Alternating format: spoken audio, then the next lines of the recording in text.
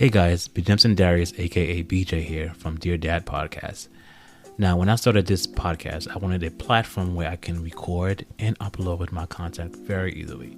I didn't want to go through any hoops to get my podcast out there. When I did start my podcast, I was on a different platform. But after I was introduced to Anchor not once, not twice, but over 3 times by my close friends, I decided to give Anchor a try. I must say, I absolutely love it. Not only is it easy to use, but I am able to record, edit, post, and publish all my episodes right there on the app or the site. I was able to transfer all my episodes onto Anchor in less than 5 minutes. That, for me, was unbelievable. Oh yeah, here's the best thing of all. It's free. It is free to use. Yeah, I know, that's crazy, but take my word on this. It's true. Using Anchor has definitely made podcasts so easy. Trust me, you'll love it. So download the free Anchor app or go to anchor.fm to get started.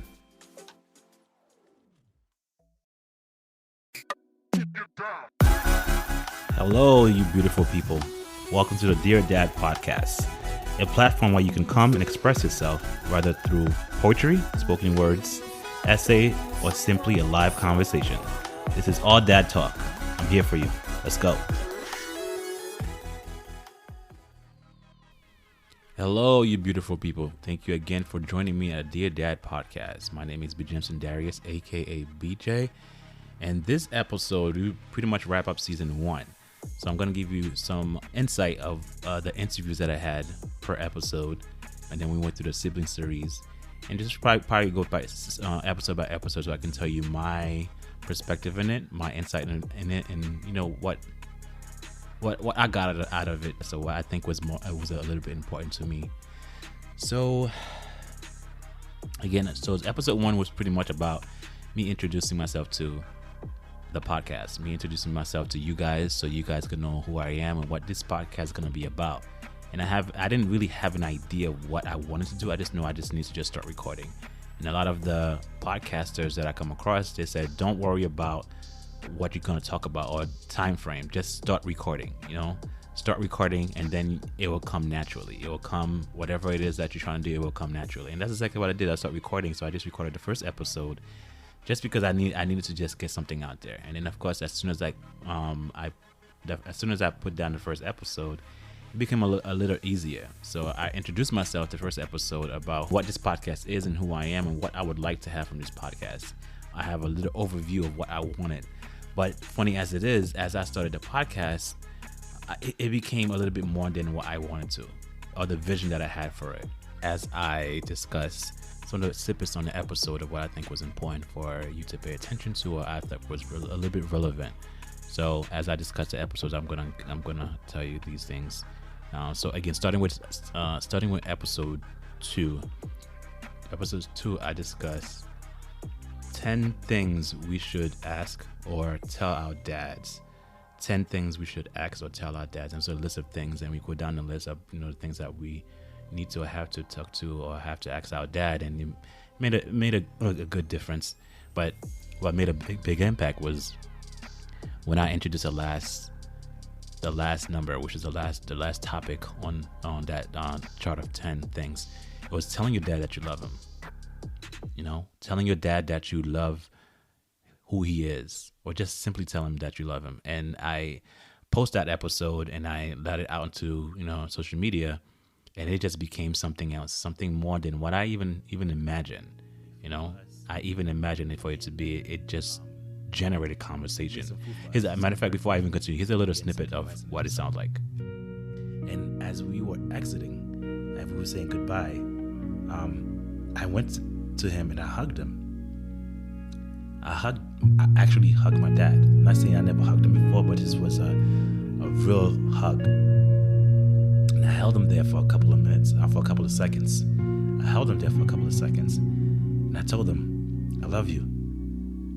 He didn't respond the first time. I squeezed him a little stronger, and I said, Dad, I love you. He said, I love you too.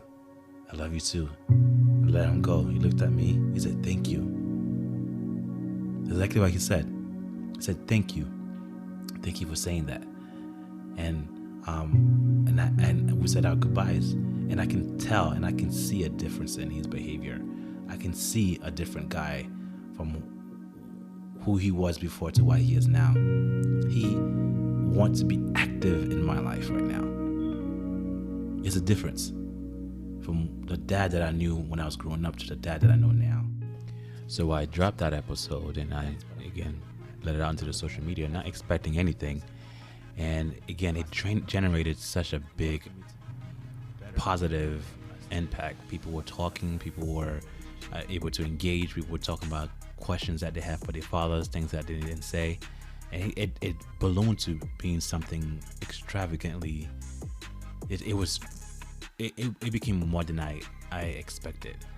And that episode was one of my favorite because it was unexpected. I had no expectation for it, and I had no view of what it might be. I just wanted to just tell my story. I just wanted to let you know how it was for me to just actually tell my dad that I love him. And it was different. Not many people were able to say, but I just wanted to just be vulnerable and just say, this is what I wanted with my dad. And I just hope that, other people can make a difference too, or learn from that lesson. And then again, it generated a big conversation. My wife was talking about it, and cousins were talking about it, friends and family. When I went to family gatherings at my mom's house or my brother's house, it was a topic of discussion. And then I realized it was something more than it became something better than what I could imagine. So when I hear that, and I'm listening and I'm hearing conversation, my cousins and my brothers are having conversation about the topic that I brought up, it changed my dynamic. So I was just like, this is something real. It's making a difference. I need to change it, or I just need to be better at it, or I just need to continue doing it. And that's what I did. So I continue it, and I just now I just wanted to just add other people into it. I just wanted to add other people's views, other people's experience, and see how it was for them, because everybody has a story to tell. Everybody has something they wanted to tell the world. So I just opened the table up to whomever wanted to be out there. And one of the first person that actually went out there and expressed and took that offer was my cousin Evans. And I asked him, and he said sure, with no hesitation. And within a couple of days, we were on and we were talking, and it was a really good podcast. So episode 3 was about Evans and pretty much changing the narrative of his father's view of life and making it a new narrative for himself. So his father had his own views in life and had his own expectation in life for Evans, but Evans' views wasn't his father's. And changing that narrative, especially culture narrative, played a big role. This podcast is super important to the culture, because especially to the Haitian culture, because I really feel like our generation and the upper generation, our fathers, our grandfathers, they were built to just not be connected to their emotions. So you being an adult and wanting to love, you got to teach them how to love first and break that cycle and release that. And don't hate them. Love them harder than they loved you, and you'll be surprised on how as parents, we have the tendency to think that what can we do to better our kids? What can we do to sacrifice ourselves to better our kids' future and see what we can do to make a difference in their lives? And that's pretty much our job. Our job is to make a better future for our kids. And sometimes, kids have a tendency to teach us a lesson in life, and that's hard at times, because our job as parents is just to teach, but we tend to forget at times our kids, our sons and daughters, can teach us life experiences even though they are that young.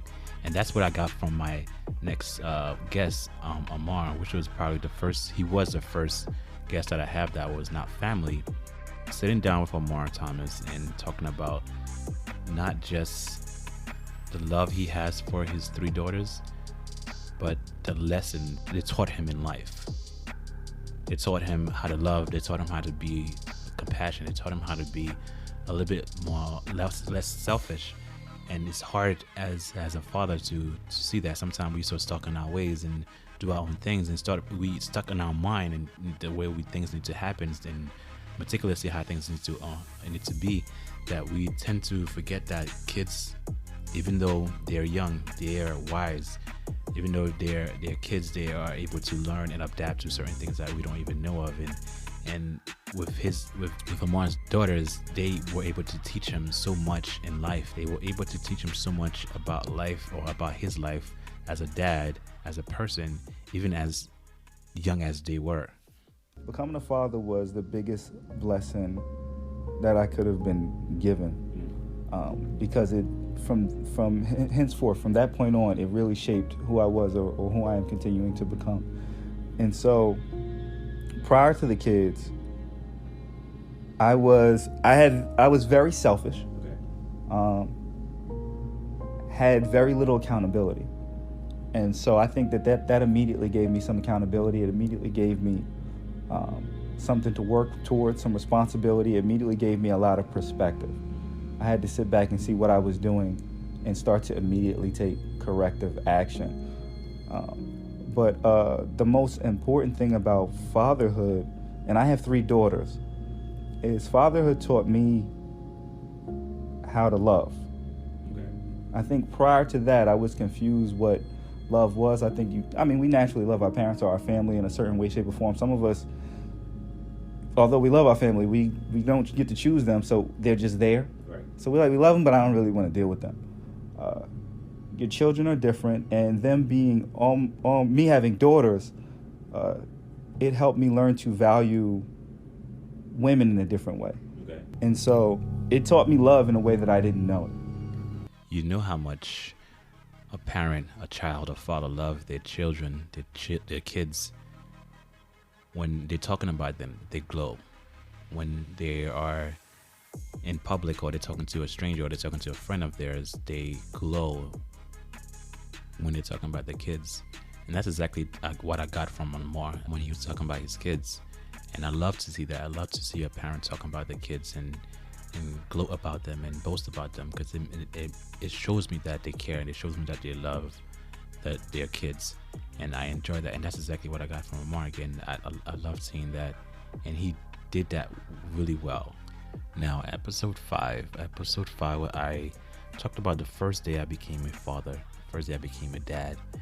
And I love telling this story to whomever I come across, because it tells, I'm able to tell the world, I'm able to tell the individual how it felt when I first had my son. And then the feeling of having this kid in my hand, the feeling of seeing him for the first time in my life made such a huge impact in my life.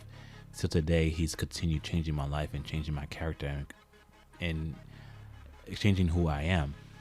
And I elaborate on the first day I saw him, the first time I spent time with him, the time I held him, the time that I kissed him, and the time that I just took him in and became father for the first time.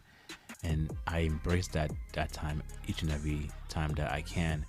And I reflect on it from time to time. And every time I talk about it, it gets me a little bit emotional to just think about how much love that I can have for someone, how much love I can plug into someone and still have more to give.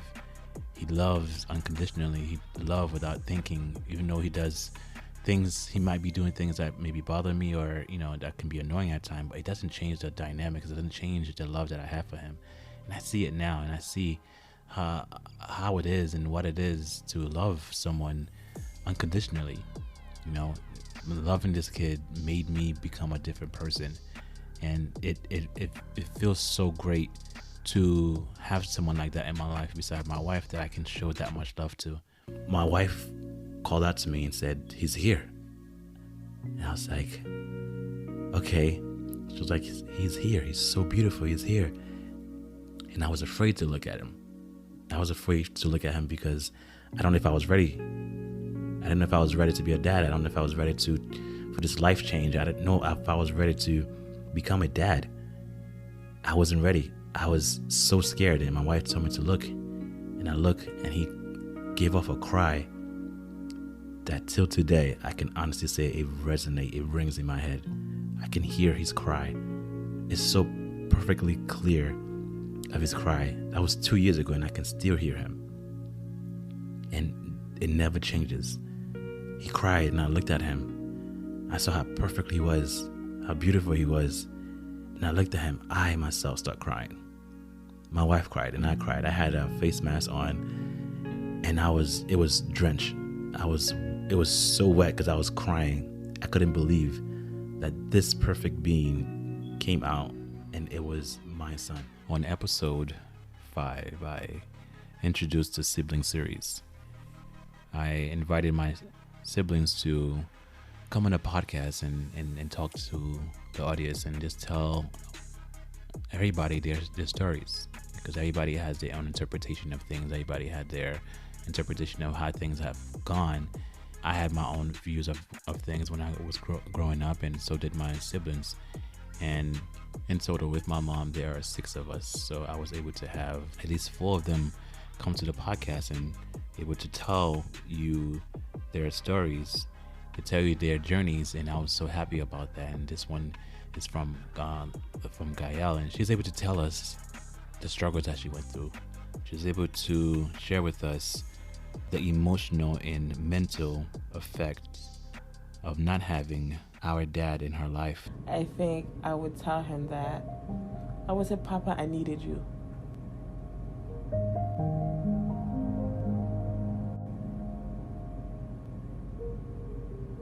I think that's something I would have definitely said, that I needed you, because there's a certain type of bond that a daughter has with her father, and I think that's why, I gravitate towards the person that I started dating, was the simple fact of how the relationship that he has with his daughter. So seeing that relationship, it was an automatic attraction, because anytime I see a father and daughter relationship, I think it's such a beautiful thing. Even when Gael also teaches based on how she wanted or liked or would like my older brother to play the role of the father. I know she mentioned that how it was his duty as the older brother to step into the father role because my father wasn't there. Since my dad wasn't around, then maybe my oldest brothers, especially my eldest brother, I always felt like P should have stepped up and said and took charge, where it's just like, nah, that's my sister. Like, this is how you should be treated. You're my sister. This is how I see you. Like, I think I never got those talks with the men in my family to understand my value. And I'm not saying you need someone to tell you what your value is, but then growing up how we grew up, I just felt like, okay, dad is not around, papa's not around, then it's up to it's up to Peggy, it's his job to like step in and do this and do that. But then for me, it was, again, because my dad wasn't around, because papa wasn't around, the role that I was taking on was, you became automatically the second mother. On episode 7, I had to sit down with my younger brother, Emmanuel, one of my younger brother, Emmanuel, and he was referencing to becoming a better version of yourself, not only for you, but for your kids. Being better and have a better outlook on life for your kids and not only for yourself. I want her to remember me as the dad who was strict, but she can always come. They could always come to me. A dad who sacrificed for them and who financially set their future for them, who put them on a path to be very, how do I say this, not dependent on loans or on other stuff. When my first daughter was born, it's funny, I started thinking about death when she was born, and it was my death. Like, if I die now, what I'm gonna leave for her? Or when I die when I'm 60, or when I'm 80, what I'm gonna leave for her? So that was the thing that I always, and I still think about it to this day. How can I financially, and how can I shape her to be a woman that's prepared for this world whenever I do depart? I mentioned earlier, I'm very good at finance, so I'm always try to just set aside some money for them. Invest some money in for them, just so they can be financially ready after college, because college is only going to get more expensive. So for these kids, for my two girls. I just want them to know that I was the fun dad, just like I'm the fun Uncle G. And I just want to be the greatest dad to them. You know, so for most of these episodes, especially with the sibling series, it taught me a lot, and I'm still learning a lot about my siblings and the journey that it took, or we took, and their perspective on it. But to tell you the truth, I feel like I learned more interviewing my younger sister Barbara. She's the youngest out of the bunch, and I just feel like everything was a little bit more clear as she told me her story, because she's the youngest, so I had my own interpretation of things where she was just like either spoiled or had got all the treatments, you know, all the special treatments from my parents. As a younger child, you generally get the full attention, and then having to sit down with her, and she was able to tell me her point of view about the way things are, or the way it looks is not exactly what it seems. And I learned so much, and I was just so intrigued when she was talking about certain particular cases. And I was enlightened. I was just kind of at wow, because I was just like, I thought I knew who you were, and I thought I knew who all my siblings were. But, you know, having to sit down with her just gave me a different perspective. It just gave me a different view of the life that she lived and the life that she was living. And just didn't know her part in it. I feel like life throws you curveballs, and then you end up being in a situation that tests all that. That breaks you down into realizing, okay, you know what? You're not so strong. This is gonna break you down either way or not. And for me, my dad not being around hit me the most in my previous relationship. I don't know if it was meant to happen, but I'm happy that it did, because my relationship with my child's father taught me a lot about what it's like to not have a dad around. Okay. So for me, I learned a lot from knowing that when you're growing up, people always tell you your dad is supposed to be your protector. Your dad is supposed to be someone who takes care of you, somebody who tells you you're beautiful. He's supposed to be your first love. And for me, I searched through that through a man. When a man knows that you're damaged, and he knows that you are searching for fulfillment from a male figure, for me, they take advantage of you. And a lot of times, the person would hurt, and I would think it's okay because I felt like that's all that was out there, because I was conditioned to think that way since I was younger. Now, my older brother came on, Peggy. He came on and he pretty much expressed how it felt to be an older brother and play the role of being a father, of trying to become a father, trying to play the role of a father, which was not very easy in itself. And I found it fascinating that he wanted to play that role. I think society and, you know, culture-wise, that, you know, if the father's not there, the firstborn son take charge and lead the family, which I think is a huge responsibility to carry on as at an early age. It's hard to become a dad when you don't even know what a dad is. It's hard for you to play a father role. We don't know what's a father role when you're that young. So it was kind of hard for me to actually expect that from him. I know one of my siblings, my sister Gael, was saying that, you know, as the older brother, my brother should be, or he should have taken that role of being a father figure. But in my half, I just didn't think it was fair for him to play a brother and a father. You can't play a father role if you don't know that role. You're too young to know what needs to get done. But overall, I think he did a good job. I believe he tried his best. It was tough, man, because me being the oldest, is that as I get older and I don't see him, it's like I'm kind of forced upon to not just take the role of being, a brother or older brother, but I'm trying to figure out, should I be like a father figure to my younger brother or my younger sisters?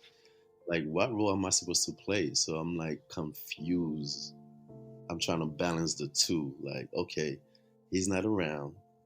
I'm the oldest. I'm supposed to take charge because, that's what a older son's supposed to do. So it was very tough, man. And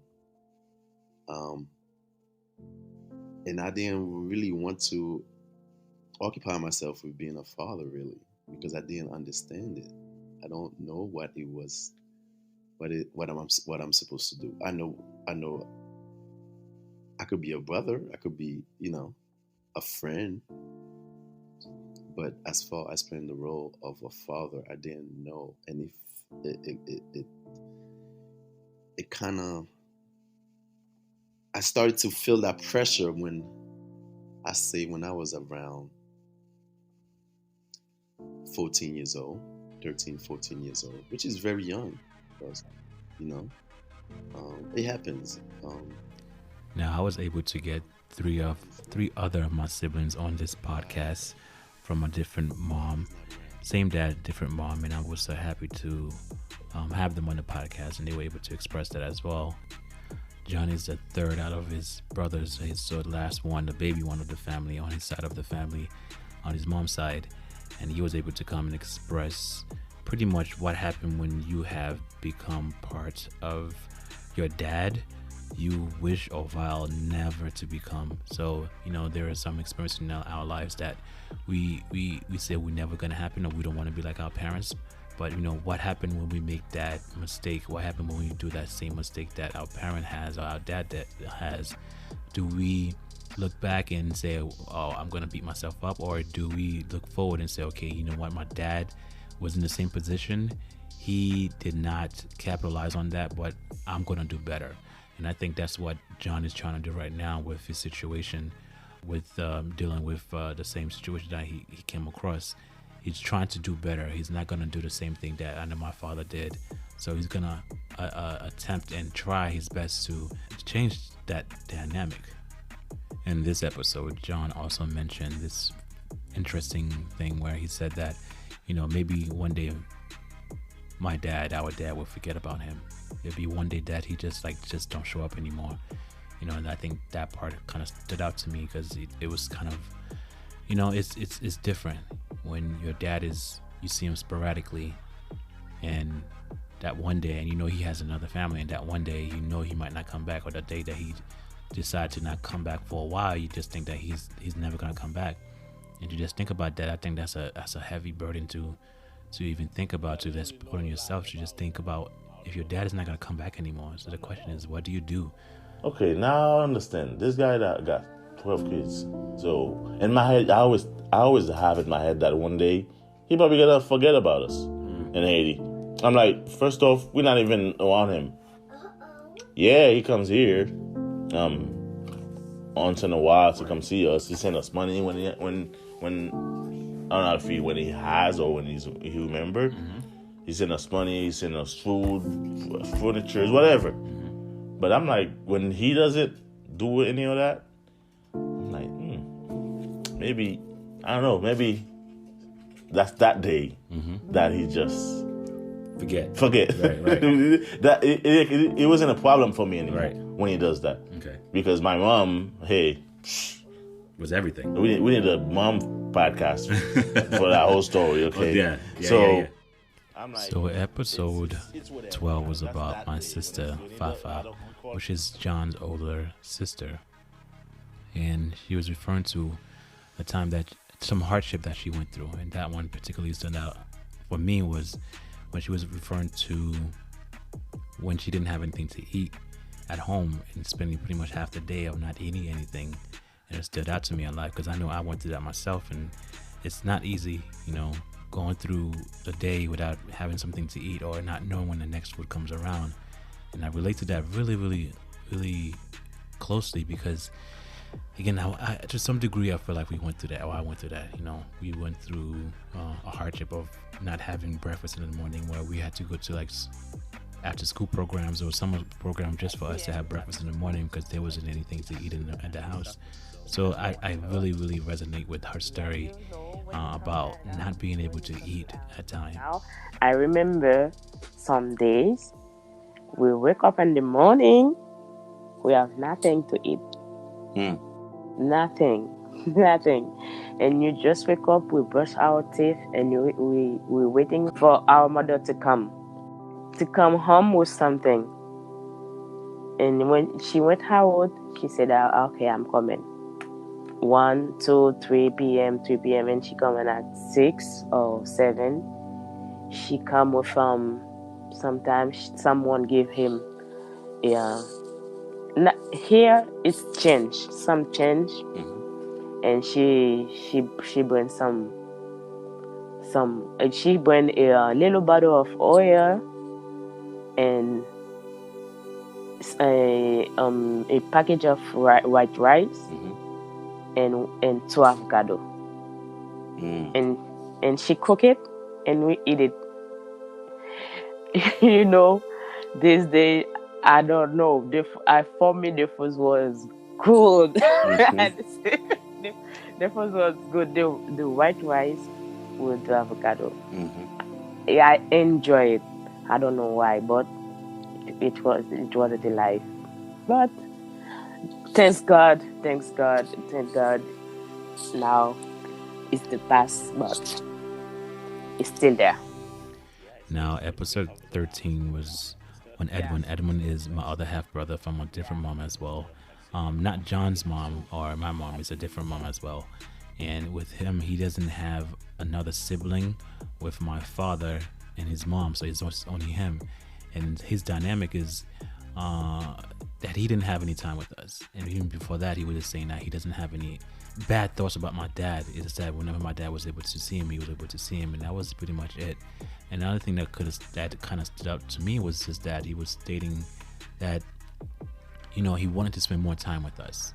When I say us, I mean, you know, my brothers and my immediate brothers and my sisters and the cousins, but he couldn't spend more time with us. And that literally, for me, played a role, because I didn't know that that's what he craved, and I didn't know that's what he wanted.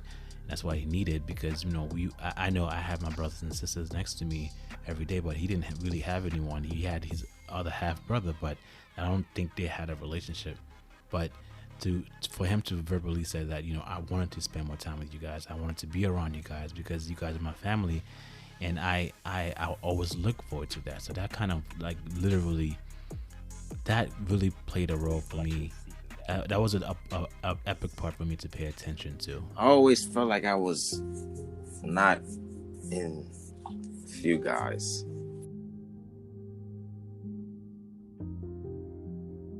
To be honest, it was, you know, I always felt like you guys over there and I'm over here.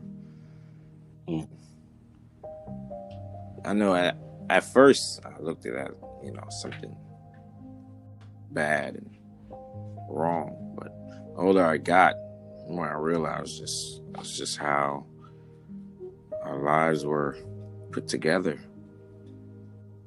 than fate. And the way I felt about it wasn't, you know, something that made me feel bitter or have any malintent against anyone, random or close. But I did feel like I was, you know, out of the circle per se. I wasn't in the family circle. All right, guys. So this was more of a wrap up of season 1. The idea that I have in the beginning of the podcast was not what it became to be. It became something better, something stronger, something sweeter than I imagined, and I love it. It took its own direction, and I love it. And the direction that is going to be going for season 2 is pretty much started already. So I already start recording and I already start having people and interviews, and it's going to be great. And season 2 is going to be really, really great. So I hope that you guys continue doing what you're doing, continue subscribing, continue liking, and continue sharing, guys. And I'm putting it out there for those of you who have a story to tell. We are introducing a new platform for you to share your stories. Or if you want to do a poem, or if you want to do a interview yourself, or just share your story by text or email, or leave me a voicemail, whichever way, guys, I'm here. So I just want to give you a wrap up of season 1, And season 2 is going to be phenomenal. So stay tuned, guys. I will catch you guys in a few. Bye.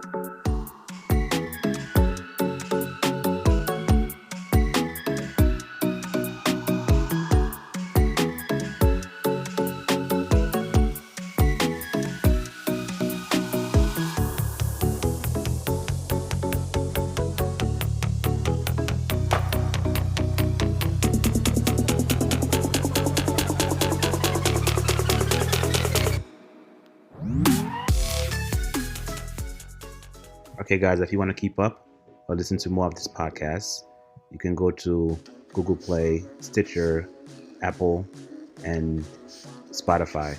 And, of course, on social media as far as Instagram. Catch you later.